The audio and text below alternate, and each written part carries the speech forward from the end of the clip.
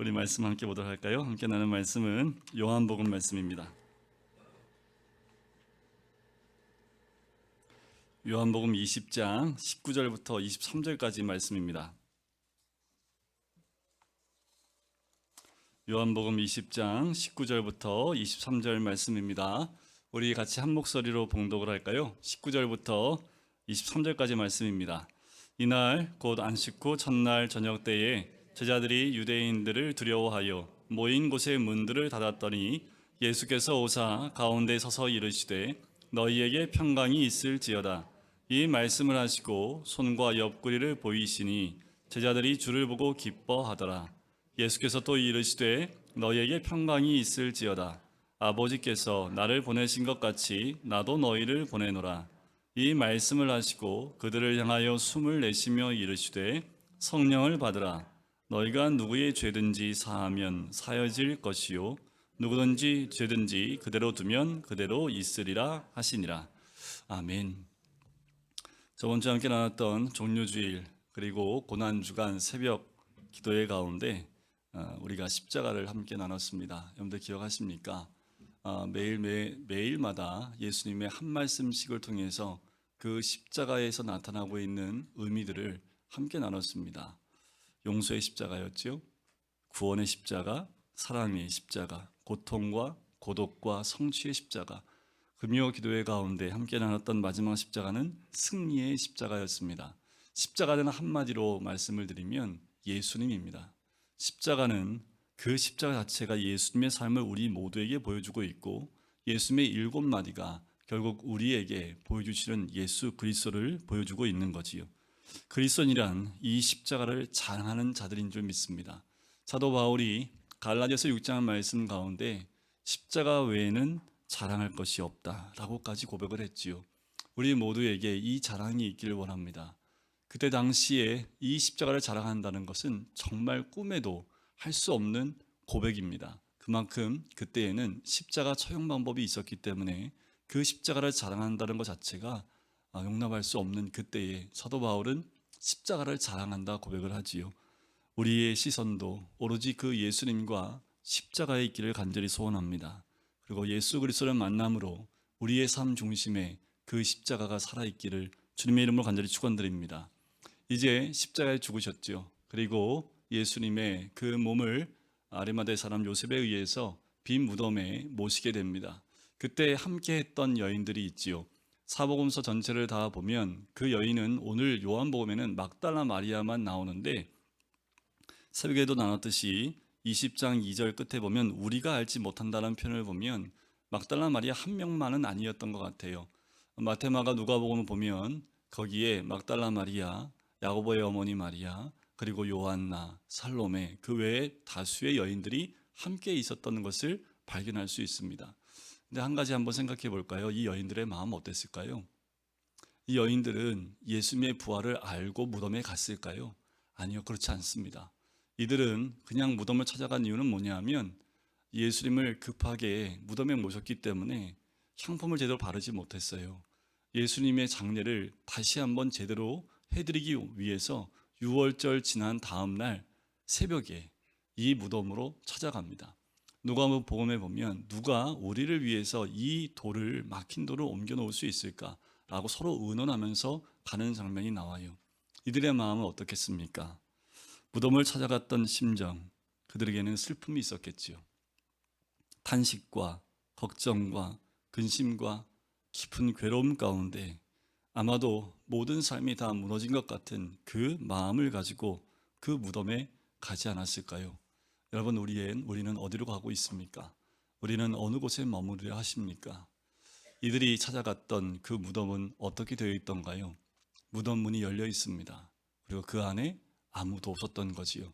이 막달라 마리아가 너무 놀라서 베드로와 요한에게 찾아가서 얘기합니다. 베드로와 요한이 어떻게 했던가요? 한 걸음에 달려옵니다. 그리고 그 무덤 안을 보니까 뭐라고 되어져 있냐면 또 머리를 쌌던 수건은 세마포와 함께 놓이지 않고 딴 곳에 쌌던 대로 놓여 있더라 라고 나옵니다. 그 안에 들어가서 면밀히 살펴보니까 이렇게 되어 있는 거예요. 머리를 쌌던 수건은 개켜 있고 세마포는 그대로 남아 있었던 거지요. 이 정도 되면 제자들이라면 알았어야 될 텐데 이들은 알지 못해요. 왜 이런 광경이 됐는지 의아하게 생각하여 돌아갑니다. 그런데 이들이 의아했던 이유가 20장 9절 말씀에 나와요. 예수님이 말씀 속에서 누누이 다시 살아나리라 말씀을 했는데 이 말씀을 아직 알지 못했다라는 얘기입니다. 그러니 분명히 예수님이 부활하신 광경을 봤음에도 이들은 깨닫지 못했던 거지요. 여러분, 우리가 지금 이런 상황 가운데 있지는 않습니까? 교회를 10년 다니고 20년 다녀도 부활하신 주님의 증거가 눈앞에 있음에도 불구하고 그것을 알아내지 못하고 오히려 이상하게 여기고 집으로 돌아가는 이 제자들과 같은 모습은 아닙니까? 혹시 여러분, 이 여인들처럼 그 고난과 고통과 괴로움과 슬픔과 괴로움 가운데 그냥 빈 무덤에서만 머물러 있는 신앙이 우리의 신앙은 아닙니까? 좌절 가운데 계십니까? 우리를 좌절케 하고 넘어지게 하는 것들이 무엇입니까? 여러분들 그 자리에 머물러 있다면 우리는 아직도 빈 무덤가에 머물러서 어찌할 줄 모르고 있는 여인과 별반 다르지 않습니다. 여러분들 십자가만 바라보실까요? 그래요. 하지만 십자가는 우리 가슴에 새겨야 될 십자가이지만 비어있는 십자가만 앞에 무릎 꿇는 것도 맞지 않습니다. 그 십자가엔 예수님이 계시지 않지요. 우리가 만날 예수님은 부활의 주님을 만나야 되는 거지요. 무덤 안에서 발견한 것, 그것을 보고 이제는 그 상황을 해석할 수 없었기 때문에 그들은 부활의 주님을 바라보지도 못했고 바로 만나지도 못해요. 여러분들 상황과 환경 가운데 해석되지 않는 부분들이 있지요. 말씀을 몰라서 그래요. 제자들이 말씀만 알았다면 그 상황을 보고 집에 가지 않았을 겁니다. 우리의 환경 가운데 오는 사건과 모든 사고들이 해석이 안 되니까, 이해가 안 되니까 그냥 우리는 매번 키우뚱하고 걱정하고 근심 속에 살아가는 우리 인생이 될 수밖에 없는 거지요. 베드로와 요한 할 말을 잃고 집으로 돌아갔지만 그 자리에 남아있던 한 여인이 있었던 거지요. 저는 이 막달라 마리아가 우리가 되길 간절히 소원합니다. 이 여인도 이해를 못했지만 떠나길 원치 않았던 거예요. 뭘까요? 예수님 만나지 않으면 집에 안 가겠다는 사생결단한 것 같아요. 그냥 무덤 앞에서 울고만 있습니다. 여러분, 울기만 해도 만나주시는 분이 우리 주님이신 줄 믿습니다. 그 아무것도 발견하지 못하고 소망도 없는 것 같은 그 환경 가운데 예수 그리스도를 봐야겠다는 그 마음으로 울기만 했을 때, 그리고 다시 한번 무덤을 봤을 때 무덤에 뭐가 있던가요? 천사가 있습니다. 한 가지 질문이 생기지 않습니까? 아까 베드로와 요한이 들어갔을 때는 천사가 없었던 건가요? 그들이 집에 가자마자 천사가 바로 생긴 건가요? 아니요. 천사는 그 자리에 계속 있었지만 말씀이 없었던 여자들, 그 천사를 보지 못했던 겁니다. 천사는 늘 그 자리에 있어요. 여러분, 이 자리에 천사가 있는 건 믿으십니까? 이 자리에 천사가 있고 우리와 함께 하나님을 찬양하고 있고 하나님을 경배하고 있지요. 막달라 마리아는 그 천사들에게 얘기합니다.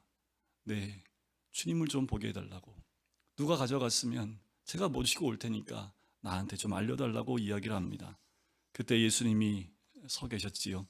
그런데 이 막달라 마리아는 동산지기인 줄만 알아요.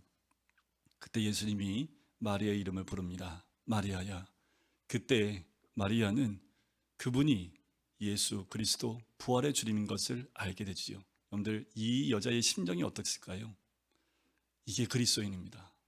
그리스도인은 부활의 주님을 만나 좌절과 걱정과 근심과 슬픔에 있던 영혼들이 기쁨과 환희와 즐거움과 그 놀라움 가운데 나가는 자들이 그리스도인입니다. 마리아가 가만히 있었을까요? 주님 명령하신 대로 신속하게 뛰어갑니다. 제자들에게 알려요. 요한복음에 나오지 않지만 다른 복음서에 가면 알려요. 우리 주님 살아났습니다. 그래요. 부활의 주님 만난 사람은 앉아있지를 못합니다. 주님이 살아나심을 전하기 시작을 합니다. 그런데 제자들이 어떻던가요? 믿지를 않아요. 마가복음 보면 예수님이 책망까지 할 정도입니다. 너희가 그렇게 믿지를 못하면 어떡하냐. 부활의 주님이 제일 먼저 책망하셨던 제자들, 그들은 그들의 소식을 들어서도 듣지 못하고 또 그것을 받아들이지도 못했던 거지요. 부활하신 예수님이 우리의 이름을 불러줄 때 그때야말로 우리의 영안이 열리고 주님 안에 거하게 될 줄 믿습니다. 우리가 예배할 때 예수님이 함께 하시지 않는다면 이 예배는 허공을 치는 것과 별반 다르지 않아요. 혼자 기도하고 돛백이 되고 하소연이 되지만 예수님이 함께 하시면 우리 천사가 우리의 기도를 돕고 하나님이 우리의 기도를 받아주실 줄 믿습니다. 그리고 예수님은 그들에게 전하라는 말씀대로 갔고 베드로와 요한은 큰 당황하고 충격을 받지요. 예수님의 빈 무덤만 보았기에 더 황당했지만 우리가 신앙생활에서도 하나님을 믿고 또 예수를 믿고 성령님을 믿지만 때로 우리도 똑같이 방황을 하지요. 늘 왜 방황한다고요? 해석이 안 돼서 그래요. 우리가 말씀을 알고 있으면 우리 삶에 오는 모든 것들 가운데 해석이 되기 시작을 합니다. 그 사건들을 통해서 주님 만나기 시작을 하는 거지요. 신앙 세계에서 하나님을 부인할 수도 기적을 믿을 수도 없는 일들이 많이 일어나기 때문에 우리는 믿음의 눈으로 또 주님을 바라보지 않으면 깨어날 수 없는 거지요. 19절에 보니까 이날 곧 안식 후 첫날 저녁 때에 제자들이 유대인들을 두려워하여 모인 곳의 문들을 닫았더니라고 나옵니다. 여전히 제자들은 어때요? 두려움과 공포 가운데 지금 쌓여져 있습니다. 이날은 예수님이 부활하신 그 저녁 시간입니다. 그리고 제자들이 한 곳에 모였어요. 왜 모였는지 아십니까? 어떤 여자들이 얘기하는데 예수님이 시체가 사라진 게 아니라 다시 사셨대. 그 말에 이들이 모인 것뿐입니다. 만약에 이들이 믿었다면 문을 닫아놨을까요? 닫아놓지 않았겠지요. 여러분들 문 닫아놓지 마십시오. 우리가 부활의 주님을 오늘 만났다면 여러분들 닫지 마십시오. 여셔야 합니다. 두려워하지 마십시오. 공포 가운데 있지 마십시오. 근데 이 제자들은 그 소식을 듣고 확인하기 위해서 모였지만 모든 문을 닫아요. 왜요? 유대인들이 무섭기 때문에. 자기들도 예수님처럼 십자가에 못 박혀 죽을까 봐 그들은 문을 닫고 그 안에 모여 있습니다. 그때 누가 오세요? 예수께서 오사 가운데 서서 이르시되, 부활의 주님은 시간과 공간의 제약이 없습니다. 그러니 그 육을 입고 그들 앞에 나타나셨는데 그들 가운데 서십니다. 그리고 제일 먼저 하신 말씀이 뭐예요? 너희에게 평강이 있을지어다. 이 말씀을 하시고 손과 옆구리를 보입니다. 그제야 제자들이 주를 보고 기뻐하는 모습을. 한숨밖에 안 나와요. 아마 우리 주님이 우리 보면 한숨 쉬실지 모르겠습니다. 전에도 예수님이 물이 걸어오실 때 예수님 뭐라고 그랬어요? 제자들이 배에서 귀신이다, 유령이다 하고 말했습니다. 눈앞에 예수님이 서 있는데 믿지를 못해요. 오죽하면 예수님이 손바닥과 옆구리를 보고 난 다음에 그제야 믿었고 그들에게 기쁨이 찾아오는 것을 보게 됐지요. 여전히 이들은 눈으로 확인해야지만 믿을 수 있는 믿음이었던 거지요. 성령이 임하시고 난 다음에야 그들의 믿음이 온전함으로 되었지만 이때는 예수님을 눈으로 확인하지 않고는 이들은 믿으려 하지 않았다는 것을 보게 됩니다. 지금 예수님은 이곳에도 계시고 동시에 여러 곳에 계시지요. 이곳에서 우리의 예배를 받으실 뿐만 아니라 부활의 그 주님을 우리가 만날 때에 우리에게도 이런 동일한 기쁨이 있게 될 줄 믿습니다. 자, 예수님께서 제자들을 만나서 세 가지 선물을 나눠주는데 이것은 시대를 초월해서 지금 우리에게도 주시고 있는 동일한 선물입니다. 한 가지도 아니고 세 가지를 나눠주시는데 이 세 가지의 선물을 다 받아가시길 주의 이름으로 간절히 축원드립니다. 첫 번째는 평강이 있을지어다. 여러분들 평강을 받아가시길 간절히 소원합니다. 죄인들의 특징이 뭔지 아십니까? 불안해요. 인간은 항상 불안해합니다. 왜요? 고통과 위험과 질병, 죽음 등에 대해 항상 불안해할 수밖에 없지요. 심지어 아무 탈 없이 모든 것이 잘 돌아가도 이래도 되는 거야 하면서 불안해합니다. 저는 집안이 불안 집안에서 태어나서 불안 집안으로 성장을 했기 때문에 늘 아침에 나가서 저녁에 들어올 때까지 불안하시는 부모님의 목소리는 지금도 변함이 없습니다. 늘 전화하면 밥은 먹고 사냐, 건널목 지날 때 차 조심해라. 이거는 제가 학교 다닐 때 늘 들었던 레퍼토리인데 지금도 변함없이 밥은 잘 먹냐라고 걱정과 근심에 아무 걱정하지 마세요. 저 잘 있습니다. 아무리 얘기해도 제가 눈으로 갖다 확인시켜 드려도 오면 넌 근데 왜 이렇게 말라 보이냐 하면서 또 걱정. 우리 부모님은 늘 걱정과 근심을 만들어서 하셔서 제가 그 피를 이어받아서 그런지 몰라도 여러분들 보면 참 걱정과 근심을 저도 여러분들 보면서 밥은 먹고 사시는지 그래요. 우리 인간의 본능은요 불안과 공포를 벗어나 평강을 원하지만 늘 우리는 불안과 걱정 가운데 있는 것을 보게 돼요. 우리 아이들 이제 2주 있으면 중간고사거든요. 애들 얼마나 걱정할까요? 공부를 많이 해도 걱정하고 공부 안 해도 걱정하고 근심하고 있는 아이들의 모습이 오늘 예배 가운데 눈앞에 선하더라고요. 주님이 십자가를 지시기 전에 이미 말씀하셨습니다. 너희는 마음에 근심하지 말라. 하나님을 믿고 또 나를 믿으라고 말씀하시고요. 더 나아가서 평안을 너희에게 끼치노니 곧 나의 평안을 너희에게 주노라. 내가 너희에게 주는 것은 세상이 주는 것과 같지 아니하니라. 너희는 마음에 근심하지도 말고 두려워하지도 말라. 오늘 제자들에게 찾아오셔서 너희에게 평강이 있을지어다. 이 말은 이 말씀을 한 말씀으로 집약한 거예요. 근심하지 말라. 하나님 믿으니 또 나를 믿으라. 내가 진정한 평강을 너희에게 주겠다. 이 평강은 세상이 주는 게 아니라 하나님께서 주시는 것이다. 땅의 평강이 아니라 하늘의 평강이다. 순간의 평강이 아니라 영원한 평강이다. 너희에게 가장 필요한 것은 마음의 평강이다. 늘 뭘 걱정하십니까? 뭘 두려워하시고 뭐 때문에 슬퍼하십니까? 주님이 우리에게 주신 그 평강은 이 땅에 속하는 것이 아니라 하늘에 속한 사라지지 않는 영원한 평강인 줄 믿습니다. 이런 분들은 아직 평강이 없지요. 무덤 앞에 서 있는 분들은 평강이 없습니다. 십자가 앞에서, 빈 십자가 앞에서 여전히 서 있는 분들은 평강이 없지요. 하지만 부활의 주님 만난다면 하늘로부터 주시는 그 언약 가지고 약속하신 평강이, 그 하늘의 평강이 우리에게 내려질 때 우리는 두려워할 것도 없고 걱정할 것도 없지요. 인생에서 고독, 실패, 절망, 저주, 죽음 등으로 불안해하는 사람들에게 이 평강을 주신다고 약속하신 거지요. 요한복음 16장 33절에 보면 이것을 너희에게 이르는 것은 너희로 내 안에서 평안을 누리게 하려 함이라. 세상에서는 너희가 환난을 당하나 담대하라. 내가 세상을 이기었노라. 주님 평강을 주시겠다고 여러 차례 약속을 합니다. 주님이 십자가를 지시기 전에 주시겠다는 평안은 이미 약속된 것이었습니다. 그때까지 평강은 온전히 실현된 것이 아닙니다. 예수님이 평강을 주시겠다 약속하신 후에 십자가에 못 박혀 죽으셨을 때 예수님은 인간이 가지고 있던 모든 죄악과 고통과 질병, 불안, 저주, 죽음 등의 문제를 근본적으로 다 해결하셨습니다. 인간의 모든 근심, 염려, 불안을 근본적으로 제거하시기 위해 십자가에서 죽으신 거지요. 3일 만에 부활하셨습니다. 이제 모든 문제가 깨끗하게 해결된 거지요.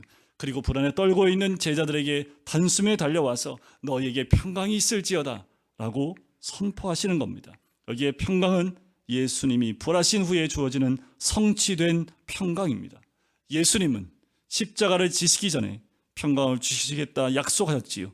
이제 이 평강은 예수 그리스도가 온전히 이루심을 통해서 실제화된 평강입니다. 그것은 그때만 있는 것이 아니라 지금 부활절을 보내고 있는 우리 모두에게도 허락하신 그 평강인 줄 믿습니다.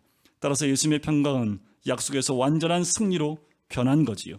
완전하고 영원한 평강으로 된 것입니다. 모든 죄악은 용서받고 평강이 왔습니다. 성경은 우리가 하나님 뜻대로 기도하면 모든 것을 이룰 수 있다 약속하시지요. 그런데 우리는 아직도 불안해하고 평강을 목말라하고 목마른 기도를 하고 있습니다. 이미 주어진 평강을 알지 못한 채 평강을 구하고 있는 거지요. 주님이 주신 평강을 먹지 않고 주변 환경을 보면서 평강을 달라고 기도만 하고 있는 거예요. 부활하신 예수님을 믿는다면 이미 평강이 주어졌음을 깨달아야 합니다. 우리 안에 고난과 위기와 불안을 능히 이길 수 있는 평강이 우리 안에 있어요. 이 사실을 선포해야 합니다. 더 이상 죽음이, 더 이상 걱정과 근심이 나를 덮지 못할 것이다. 내 안에 주님이 주신 평강이 있음을 선포하실 때에 살아있는 주님의 그 평강이 우리 삶 가운데 임하게 될 줄 믿습니다. 그럼 고난이 사라지던가요? 고난은 파도 같아요. 고난이 지나고 나면 또 고난이 와요. 지나면 또 연이어서 와요. 마치 쓰나미처럼 밀려와서 나를 다 덮으려고 합니다. 우리는 인생에서 문제를 피할 생각을 해서는 안 됩니다. 문제를 없애달라고 기도하는 것, 그건 바보 같은 짓이지요. 일부 예배 때 제가 그랬어요. 너희들 열심히 기도하면 중간고사 안 봐도 돼. 그런 게 어디 있습니까?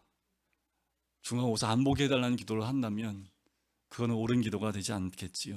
그런데 우리가 그 고난 오지 않게 해달라는 그런 기도를 하고 있는 것이 우리의 모습은 아닙니까? 한 가지 문제가 지나면 또 다른 문제가 닥쳐오기 때문이에요. 문제가 없어지는 것이 중요한 것이 아니라 문제를 이기는 것이 중요합니다. 태풍이 불고 비바람이 몰아쳐도 두려워하지 말아야 하는 거지요. 어떤 고난, 위기, 불안, 죽음 앞에서도 담대히 맞설 수 있는 평강을 선포해야 합니다. 예수님이 제자들에게 평강이 있다 말씀하시고 손과 옆구리를 보여주신 사실도 우리는 선포해야 돼요. 내가 만난 부활의 주님을 선포해야 합니다. 우리가 만난 예수 그리스도는 그냥 글에 적혀있는 예수 그리스도가 아닙니다. 상상 속의 예수 그리스도가 아니라 실제로 내가 만난 예수 그리스도, 손과 옆구리를 봤던 제자들, 그들에게 그 예수님은 실제의 예수 그리스도이지요.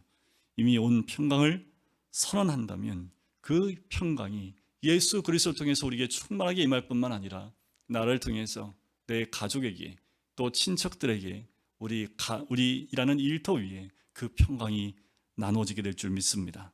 21절을 보세요. 예수께서 또 이르시되 또 얘기하시지요. 너희에게 평강이 있을지어다.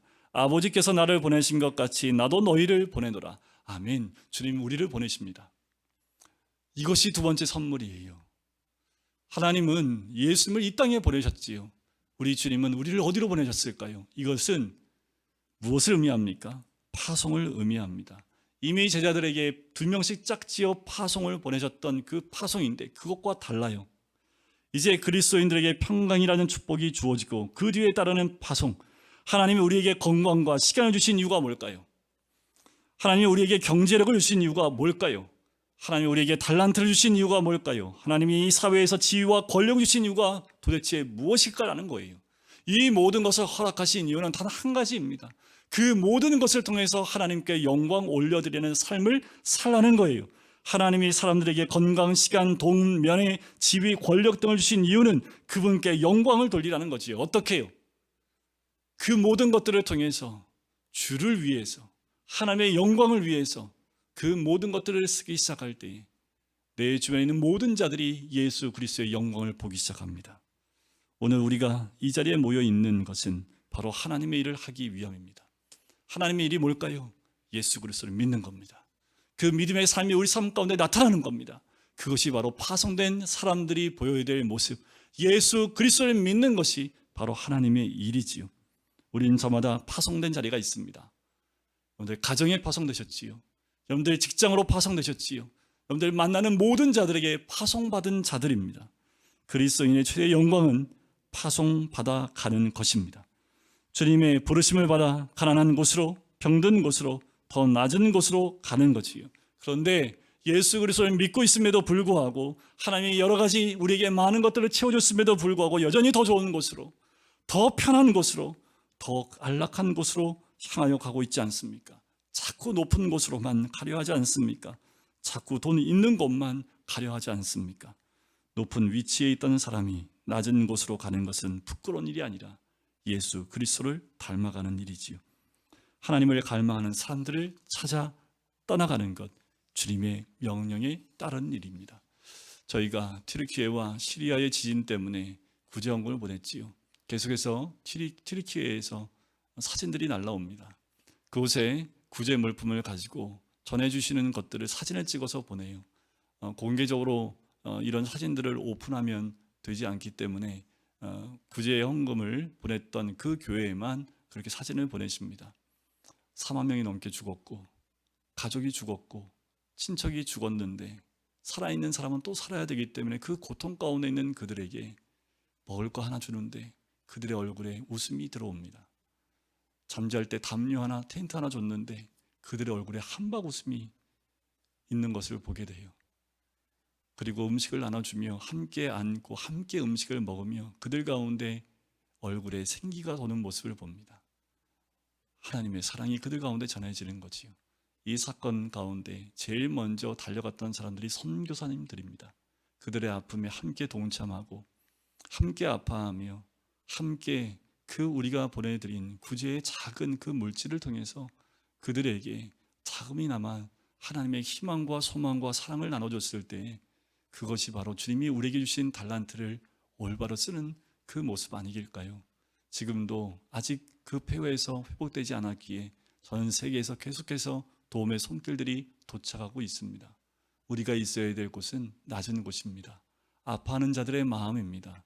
연약한 자의 그 자리에 있어야 될 줄 믿습니다. 인간은 본능적으로 안정을 추구하지요. 이동을 원치 않으며 변화를 거부합니다. 여러분들 이렇게 움직이기를 원치 않는 사람을 뭐라고 하는지 아세요?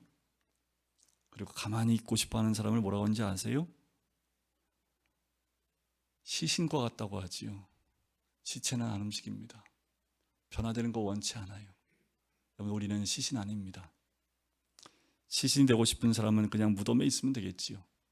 우리는 날마다 움직이고 떠나야 하며 새로운 것을 창조해야 합니다. 그것이 바로 살아있는 사람들의 모습이지요. 직장 가면 또 새로운 만남들, 새로운 일들을 추구해 가며 자꾸 움직이며 나갈 때마다 하나님이 허락하신 것들을 만들어 나가는 것이 살아있는 사람들의 모습 아닙니까? 22절에 보면 이 말씀하시고 그들을 향하여 숨을 내쉬며 이르시되 성령을 받으라. 오늘 이 세 번째 이 선물은 모두 받아가셔야 됩니다. 성령을 받으라. 예수님은 십자가 지심을 앞두고 성령님에 대해서 정말 많은 말씀하셨습니다. 내가 아버지께 구하겠으니 그가 또 다른 보혜사를 너희에게 주사 영원토록 너희와 함께 있게 하리니 그는 진리의 영이라. 세상은 능히 그를 받지 못하나니 이는 그를 보지도 못하고 알지도 못함이라. 그러나 너희는 그를 아나니 그는 너희와 함께 거하시며 또 너희 속에 계시겠습니다. 보혜사 곧 아버지께서 내 이름으로 보내실 성령, 그가 너희에게 모든 것을 가르치고 그가 내가 너희에게 말한 모든 것을 생각나게 하리라. 그러나 내가 너희에게 실상을 말하노니 내가 떠나가는 것이 너희에게 유익이라. 내가 떠나가지 아니하면 보혜사가 너희에게로 오시지 아니할 것이요 가면 내가 그를 너희에게 보내리니 그가 와서 죄에 대하여 의에 대하여 심판에 대하여 세상을 책망하시리라. 우리 주님 십자가 지시기 전에 제자들에게 하셨던 말씀입니다. 사도행전 1장 4절 가운데 예루살렘을 떠나지 말고 너희가 내게 들은 대로 내 아버지가 약속하신 선물을 기다리라. 그 선물을 주님이 주시는 거지요. 곧 예수님이 십자가를 지시기 전에 약속하신 성령님을 뜻합니다. 예수님이 부활하신 후에 성취되신 그 성령님을 말합니다. 오늘도 예수님은 우리에게 성령 충만을 이루라 말씀하세요. 이에 대해 우리가 해야 할 일은 예수를 믿는 것입니다. 예수를 믿는 자에게 역사하시는 성령님이 우리 가운데 역사하시는 줄 믿습니다. 예수를 믿으십시오. 부활하신 예수님을 믿으셔야 합니다. 그 예수님을 믿을 때에 성령님이 이미 우리 가운데 오신 줄 믿습니다. 성령님이 임하시면 그대로 받아들이시는 거예요. 우리는 성령 충만을 이루어야 합니다. 이미 오셔서 지금 이곳에 계시는 성령님을 그대로 받아들이면 돼요. 그냥 받으시면 됩니다. 오늘 성령님이 우리에게 충만히 임하시기를 주의 이름으로 간절히 축원드립니다. 우리는 이미 오신 성령님을 그대로 받아들이고 기뻐하기만 하면 돼요. 성령 충만을 위해 기도해야 합니다. 그러면 주님께서 은혜와 능력을 더해 주실 줄 믿습니다. 그러면 전도도 힘이 생겨요. 우리의 입을 열어 선포하면 성령의 역사가 우리 삶 가운데 임하게 될 줄 믿습니다. 부활하신 주님께서 우리에게 세 가지 선물을 주셨지요. 평강과 파송과 성령을 우리에게 선물로 주셨습니다. 이미 평강이 왔고 성령님도 오셨습니다. 예수님이 부활하셨기 때문에 우리 인생도 변화되었습니다. 우리가 기도하면 병이 낫고 귀신도 떠나게 됩니다. 우리에게 능력이 생기고 어떤 고난도 이겨낼 수 있습니다. 성령님이 우리와 함께 하시기 때문입니다. 두려움, 염려, 불안해할 필요가 전혀 없지요. 미래는 부활하신 예수님을 믿는 자들의 것입니다. 우리가 믿고 나아갈 때 걱정과 근심과 그 모든 것 내려놓고 선포하며 나갈 때 성령께서 역사하시는 줄 믿습니다. 나는 힘이 없고 연약합니다. 성령님이 나와 함께 하시면 성령의 능력이 드러나는 거지요. 여러분, 빈 무덤에 머물러 계시겠습니까? 아니면 말씀을 알지 못해서 제자들처럼 문을 다 걸어 잠그고 그 자리에 있으시겠습니까? 아니면 막달라 마리아처럼 부활하신 주님을 붙들고 기쁨으로 나아가 그 소식을 전하는 그 사람이 되시겠습니까? 부활절을 지내며 우리 모두에게 부활의 예수 그리스도를 만나는 참다운 은혜가 있기를 빈 무덤에 머물러 있지 마시고 부활한 주님의 만남으로 기쁨이 회복되어지시는 우리 모든 성도님 되시기를 주의 이름으로 간절히 축원드립니다.